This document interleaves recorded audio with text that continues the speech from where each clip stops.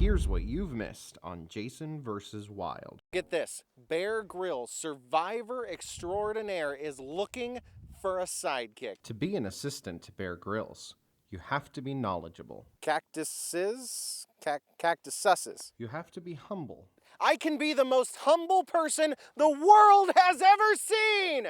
You have to be fearless with a strong sense of direction, which is difficult because I'm afraid of Actual monsters, the dark, clowns, weird-looking cloud cover, roller coasters, people who dress up in suits, basketball players, babies, baby snakes. I don't know where I am. Where did I go? Bear Grylls, help me! You have to be willing to make peace with nature. Ooh, you're an angry one. You must be the daddy, and you must be the mommy. And you, 1, 2, 3, 4, 5 of you little babies. Okay. Hi. I've been bit! Why did I go on this foolhardy journey? Yeah, it turns out it wasn't a rattlesnake that bit me, just a jumping cactus. As you can see, it isn't a snake at all. I backed up into a jumping cactus. I am alive, yes. I am alive, yes. When tragedy strikes, God is there for us. It doesn't matter whether it's death or a jumping cactus, God is there for us.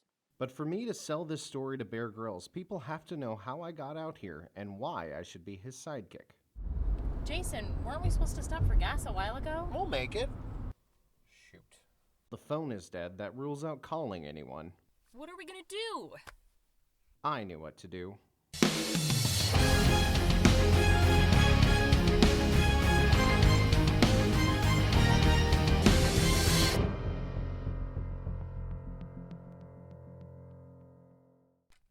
Jason? Jason! Jason! Our home is that way! It's okay. This is a shortcut. Well, just retrace your steps if you get lost! Psh, I'm not gonna get lost.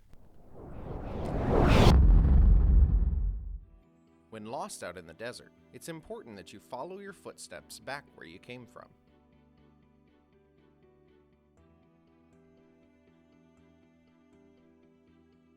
It's important to look for clues and landmarks you may have passed along the way, until you finally find your way back. I found it. There's the hill. Over there. That's the hill I walked over when I lost sight of the van.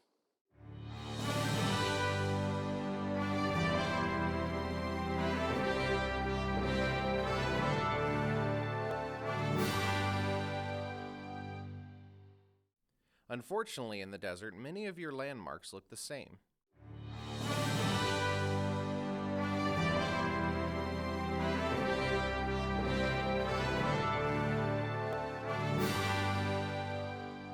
I decided to keep walking until I came across something I recognized.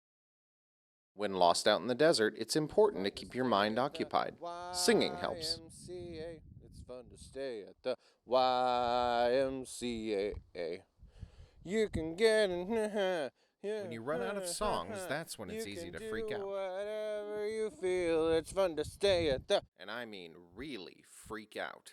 I don't know where I'm gonna go. I don't know what I'm gonna do. My family's gonna be lost without me. Where should I go? God, I'm desperate.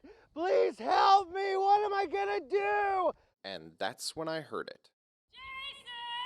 That's it. I hear her. She's close by. Catherine! Jason! Catherine, where are you? Follow the sounds of my voice! Not knowing how long I had been gone, I was wondering if I was hallucinating, but I kept on walking toward the sound. Jason! Until finally, There it is. I found my way back. I was exhausted. I had spent all of my energy running around the wild with no food and no water. I couldn't run anymore. I was in danger of dehydrating and collapsing before getting back to the van. That's when I noticed my jacket was a little heavy in the pockets. Oh my gosh, food, water, and a note. Dear Jason, if you have taken this jacket, you probably have started an adventure without thinking it through. You probably don't have any supplies with you because you're trying to be a survivalist again.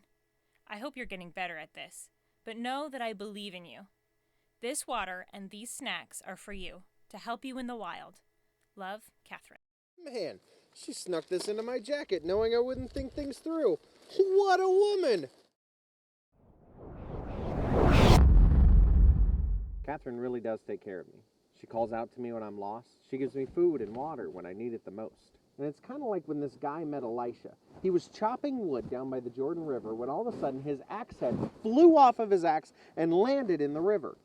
The axe head was made of metal, so did it float? No, it did not. The worst part is this. It wasn't even his axe. He borrowed it from somebody. And under Jewish law, if you borrowed something from somebody and you broke it, you were responsible to pay for it.